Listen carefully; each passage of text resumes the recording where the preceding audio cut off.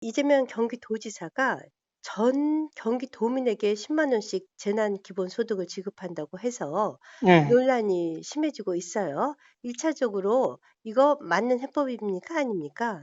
예, 나름대로 고민을 했겠지만 예산의 효율적 사용 측면에서 볼 때는 생각해 볼 점이 더 있다고 생각됩니다. 네, 그래서 1조 3천억을 풀게 된다고 하는데 그럼에도 불구하고 경제 성장 효과는 없다는 것이 많은 분들의 의견이에요. 일부 아주 도움이 될 수 있을지 몰라도 네. 이 현상 자체가 당초 소득 부족에서 온 게 아니고 네. 감염 확산 우려에 따른 대외 활동 자제에서 온 현상이기 때문에 네. 이 돈을 준다 한들 사람들이 대외 활동을 자제한다면 네. 역시 큰 성과는 없을 가능성이 높습니다. 그래서 일부에서 지금 나오는 얘기들이 공무원이라든가 고소득자라든가 교수라든가 또 우리 사회의 부자들은 빼고 지금 음, 당장 숨 넘어가는 사람들 있지 않습니까? 그 예, 사람들한테만 집중적으로 투자를 하고 나머지는 다른 쪽으로 돌려라 라는 해법이 나오고 있어요.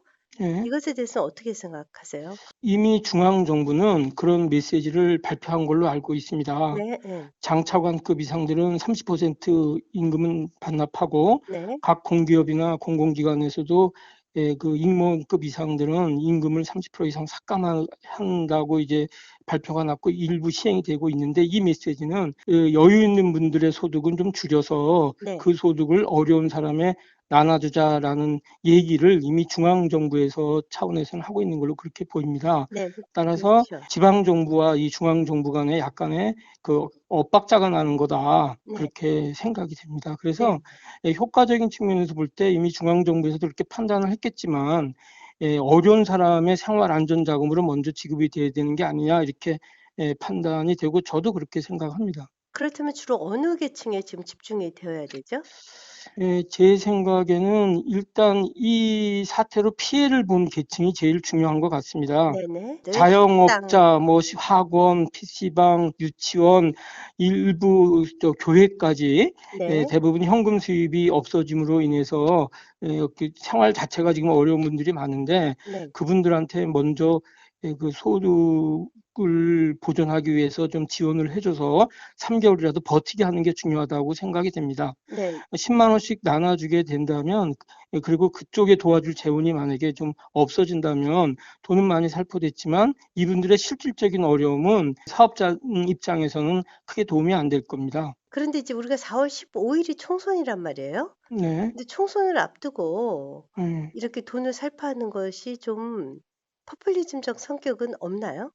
그건 제가 판단하기 좀 어려운데 네. 하여튼 이 문제는 네. 이념 문제라든지 정치 문제하고는 별개로 네. 예산을 어떻게 하면 가장 효율적으로 저기 써서 음. 이러한 난국을 타개를 해 가면서 네.